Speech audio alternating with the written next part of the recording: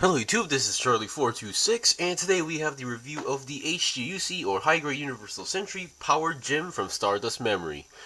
Now this is not exactly, as far as I know, not a mass production type mobile suit. It's more like a test unit, because the Powered Gem is mostly like a Gem Type C with more extra um, add-ons, like testing certain equipment. Like on the knees we have the shock absorber, and then the backpack being like a new booster pack sort of thing, so this is mostly a test unit.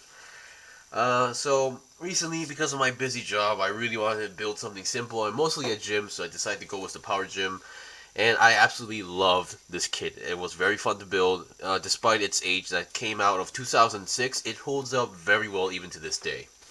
And I would love, for some reason, I would love to see a Robot Damashi figure or even a small Gundam Converge figure of this in the future. Alright, so as usual, let's get on to our usual routine of the components. So first of all, what you get, of course, is obviously the Power Gem, the mobile suit itself. We get one beam saber hilt on the backpack, obviously. And for leftover parts, we have some leftover polycaps, and that's pretty much it.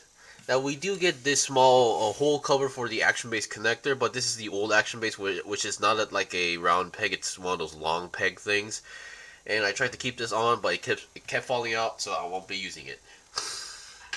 And then we get a nice small sticker sheet. Now, we get these two black ones, we get one for the head camera, we get this Federation symbol, which is for the shield, but I thought that was kind of ugly, so I decided not to use it.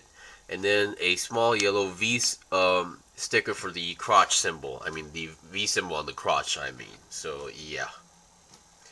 And then we get a shield, a very basic shield, same as the Gem Type C, with a different color, and then a shield connector. This is one of those connectors where you latch on. It's been a while since I've seen one of these.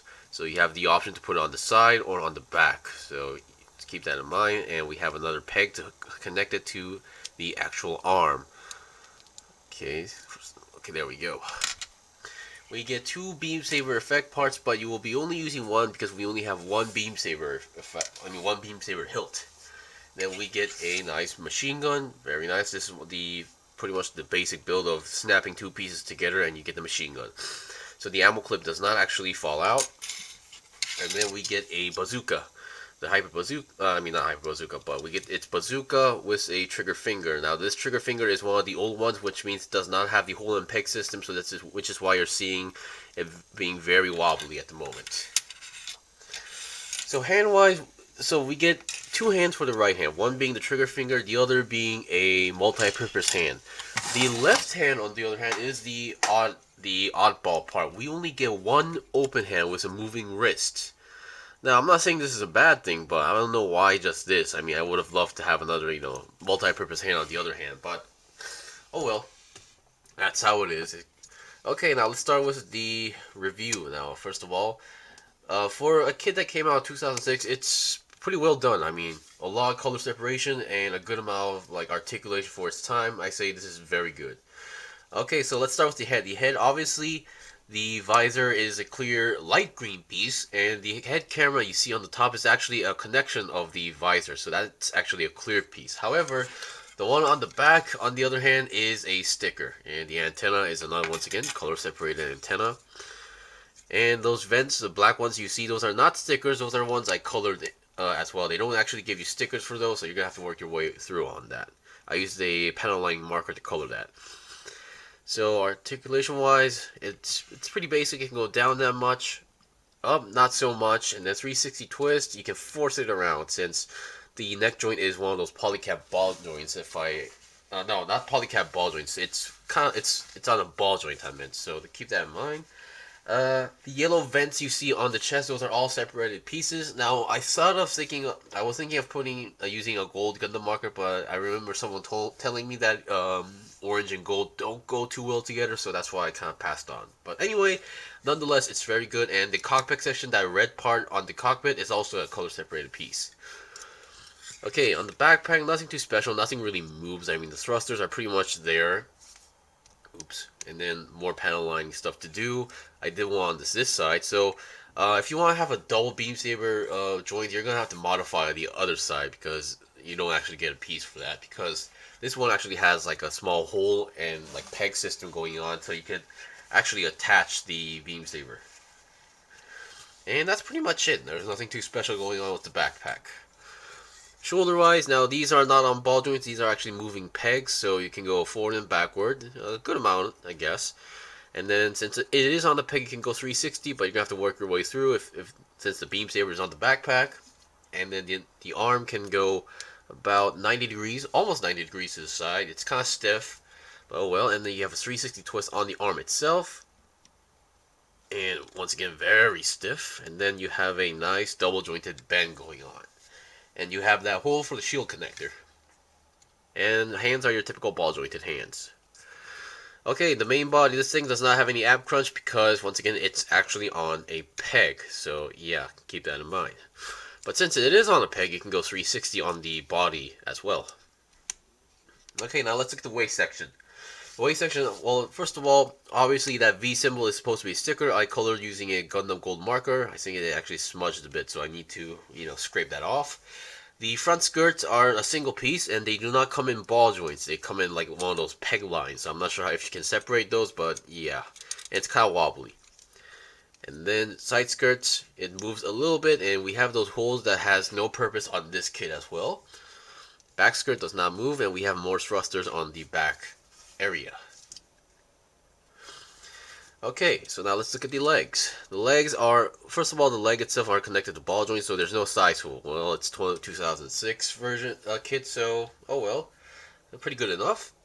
And then you can go forward to 90 degrees to the front, and then less than 90 degrees to the front back. And now I believe this thing is technically a double jointed bend. However, because of the design, the bulky legs are kind of hindering that process. And these orange parts are very nice as well. They're all this is actually consists of 3 parts: the side parts and the front part. And well, this one, the square one's also a separate piece, and once again, panel lining. And then these black ones on the ankles are stickers. Now I can't show you this because these orange parts, for mine, they are stuck in there very tight. I actually had a hard time putting them in as well because they were so tight. But on the inside, there's actually like a engraving for like the shock absorber. So there's like piston drawing. There's like an engraving for pistons. They don't actually move, obviously, since they're engraved. But if you can color those separately, it would look very nice. Okay, and then for the ankles, now these are typical ball jointed feet, but because the feet are connected in.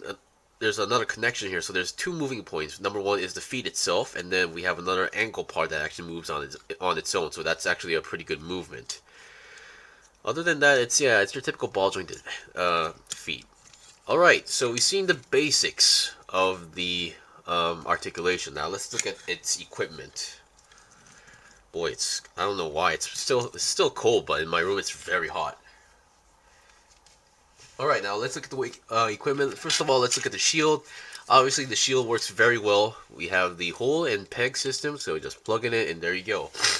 And since the shield is on a peg, you can spin it around if you want to do so. Oops, sorry about that. I'm going to take that off for now. And then, let's look at the bazooka first. So, once again, since the handle also moves on its own, this actually does help a lot when it comes to posing with the bazooka. Whoops, I think I have too much front. And there you go, you have the bazooka. Now, because of the hand being a non-hole and peg system, sometimes you'll see the hand trying to separate like that. So that's kind of a bad thing, or, you just need to be careful about. Okay, so I'm going to take out that, and then the machine gun. Once again, there's no hole and peg system, so whatever you hold, the weapon will be holded very non-tight. Because, there's nothing actually holding them on except for the hand or finger. But once again, being a trigger finger, and you can put the trigger finger actually into the trigger, it holds it very well as well. But it's still a bit wobbly, but it gets the job done. No sticker for the weapons. And that's pretty much it for the review. Now, the Power Gym, it may be a old gym kit, but even for a 2006 kit, it holds up very well. I say there's a good amount of color separation and articulation. Sure, there's no ab crunch, and the legs don't exactly bend more because of the design, but there's more kits like that, even today, so that's not a big deal. Also, there might be some panel lining for these knee armors and here and there, whatnot, but still, they're not too bad. So I would definitely recommend this gym kit for those who love to collect gym kits. And actually, thanks to this, I actually want to try the one from the Build Fighters Try, the gym cardigan. So you guys might see a review of that pretty soon as well. Anyway, thanks for watching the review. This was the review of the HGUC Power Gym. If you guys got any questions or requests, leave a comment below. I still have more kits and figures to buy and build and make reviews out, so please stay tuned. Until then, see you guys next time!